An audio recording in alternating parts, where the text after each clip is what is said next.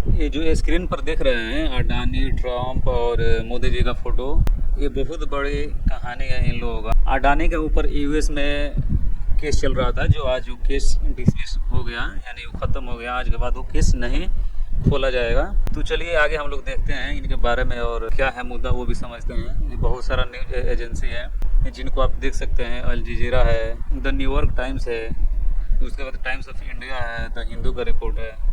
ये बहुत सारा न्यूज एजेंसी ने कवर किया है। तो चलिए हम लोग देखते हैं कि कहानी आखिर क्या है। दुनिया के सबसे बड़े बिजनेसमैन में गिने जाने वाले गौतम अडानी पर अमेरिका में गंभीर आरोप लगाया गया था। क्यों लगाया था? रिश्वत, फ्रॉड, न्यूयॉर्क को गुमराह करने और करोड़ों डॉलर के डील में गड़बड़ी के आरोप में इनको लगाया गया था इन पे। लेकिन अब अचानक से अमेरिका के जस्टिस डिपार्टमेंट ने सारे क्रिमिनल चार्जेस वापस लिए हैं। आखिर मामला क्या था? अडानी पर केस क्यों हुआ था? कब शुरू हुआ था? अमेरिका को भारत के बिजनेस डील से क्या मतलब था? और फिर अचानक केस क्यों बंद हो गया? आज इस वीडियो में हम पूरा मामला जानेंगे। ठीक है, चलिए अगला स्लाइड में देखते हैं। अडानी के बारे में सबसे पहले हम लोग जान लेते हैं। अडानी कौन है और मामला इतना बड़ा क्यों बना है? अडानी ग्रुप भारत के सबसे बड़े बिजनेस ग्रुप में से एक है। पोर्ट, एयरपोर्ट, पावर, कोल, रिन्यूएबल एनर्जी, ट्रांसमिशन, सीमेंट, लगभग हर बड़े सेक्टर में अडानी ग्रुप मौजूद है। अडानी ग्रुप काम करता है हर बड़े सेक्टर में। गौतम अडानी को नरेंद्र मोदी के करीब उद्योगपतियों में से एक माना जाता है, इसीलिए ये बहुत पॉलिटिकल डिबेट में रहते हैं। 2023 में हिंडनबर्ग रिसर्च की रिपोर्ट के बाद अडानी ग्रुप पर स्टॉक मैनिपुलेशन और अकाउंटिंग फ्रॉड जैसे आरोप लगाए गए थे। हालांकि अडानी ग्रुप ने इस आरोप को गलत बतलाया था। गलत बताने के बाद भी लेकिन 2024 में मामला बड़ा हो गया जब अमेरिकी एजेंसी ने क्रिमिनल केसेस शुरू किया। अडानी के ऊपर अमेरिका की जो एजेंसी है वो क्रिमिनल केसेस शुरू किया। अमेरिका ने केस क्यों किया? यही सबसे बड़ा सवाल है कि अमेरिका ने केस क्यों किया। भारत में हुआ एलिज्ड करप्शन, इसके बीच में अमेरिका क्यों आया? चलिए उसको भी जानते हैं। असल में आरोप ये था अडानी ग्रुप के रिन्यूएबल एनर्जी कंपनी ने इंडिया में सोलर पावर प्रोजेक्ट पाने के लिए इंडियन ऑफिशियल्स को रिश्वत देने की कोशिश की।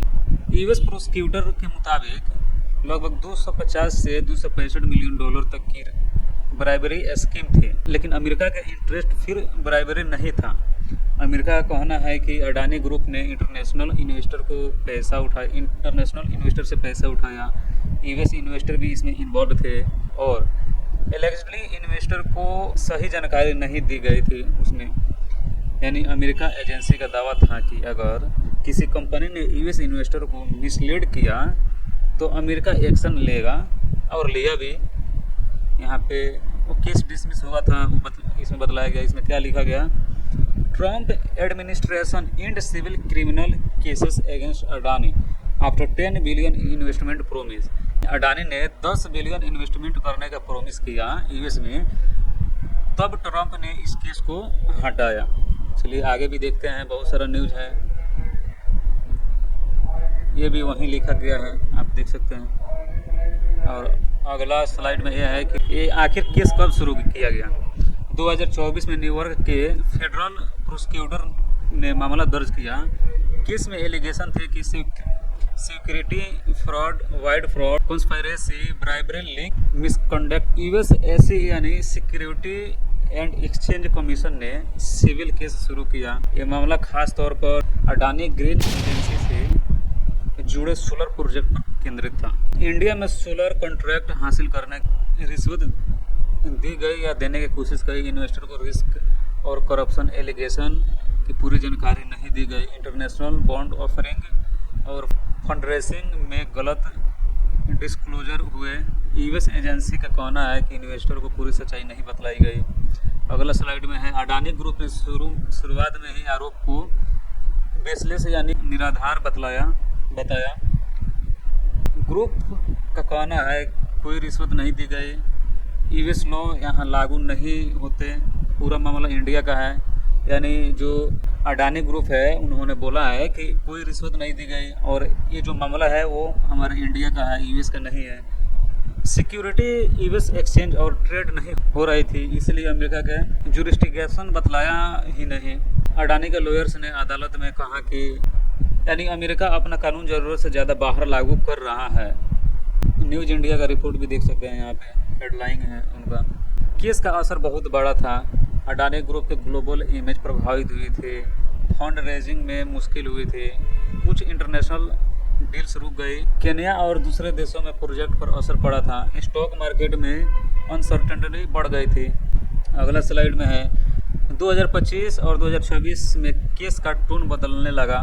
अडानी की लीगल टीम ने एग्रेसिवली डिफेंस शुरू किया। रिपोर्ट के मुताबिक अडानी ने अमेरिका में लीगल टीम हायर की, जिसे डोनाल्ड ट्रंप से जुड़े लॉयर भी शामिल थे। फिर एसईसी के सिविल स्टेटमेंट हुआ, ट्रेजरी डिपार्टमेंट के साथ सेक्शंस रिलेटेड स्टेटमेंट हुआ और आखिर में डीओजी यानी डिपार्टमेंट ऑफ जस्टिस ने क्रिमिनल चार्जेस भी ड्रॉप कर दिया।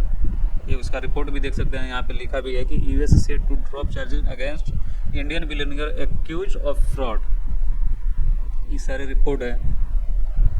यूएस डिपार्टमेंट ऑफ जस्टिस ने अदालत में कहा कि वे केस पर आगे रिसोर्स खर्च नहीं करना चाहते हैं। कुछ रिपोर्ट में कहा गया कि प्रोसिक्यूटर को स्ट्रॉन्ग एविडेंस सस्टेन करने में दिक्कत हो रही है। अडानी की लीगल टीम का आर्गुमेंट था कि कोई इन्वेस्टर लॉस साबित नहीं हुआ, बॉन्ड की पेमेंट्स समय पर हुई, डायरेक्ट यूएस कनेक्शन कमज़ोर था और एलेज्ड कंडक्ट मोस्टली इंडिया में हुआ था।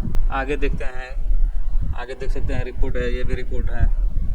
अब यहाँ पे ये थोड़ा कॉम्प्लिकेटेड था, इसमें मतलब ये थोड़ा कॉम्प्लिकेटेड है। क्रिमिनल चार्जेस ड्रॉप हो गए, कोर्ट ने क्रिमिनल केस दोबारा नहीं खोला जा सकता ये बोला, लेकिन कुछ सिविल स्टेटमेंट हुए।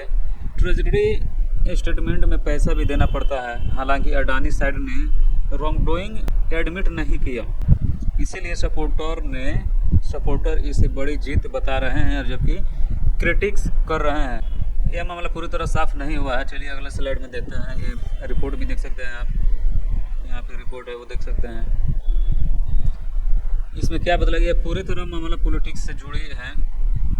क्रिटिक्स आरोप था कि बाइडेन एडमिनिस्ट्रेशन के समय में केस एग्रेसिवली परस्यूज हुआ, लेकिन ट्रंप एडमिनिस्ट्रेशन के आने के बाद सॉफ्ट अप्रोच दिखाई गई।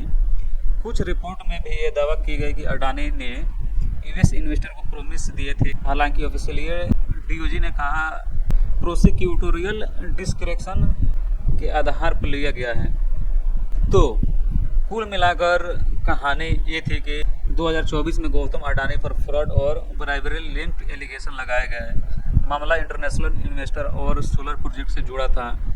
करीब 9 महीने तक इन्वेस्टर और लीगल बैटल चले, लेकिन 2026 में यूएस जस्टिस डिपार्टमेंट ने सारे क्रिमिनल चार्जेस ड्रॉप कर दिया। अब सपोर्टर्स कर रहे हैं कि अडानी निर्दोष साबित हुए, वहीं क्रिटिक्स का कहना है कि स्टेटमेंट और कंट्रोवर्सीज अभी भी सवाल छोड़ती है। लेकिन इतना तय है कि ये मामला सिर्फ एक बिजनेसमैन का नहीं था, इसे investor, finance, politics, US India relation और कॉरपोरेट पावर शामिल थे इसमें। इस विषय पर आप क्या सोचते हैं ज़रूर कमेंट में बताएं, और ऐसे ही वीडियो देखने के लिए हमारे चैनल को ज़रूर सब्सक्राइब करें। तब तक के लिए जय हिंद, मिलते हैं किसी और वीडियो में।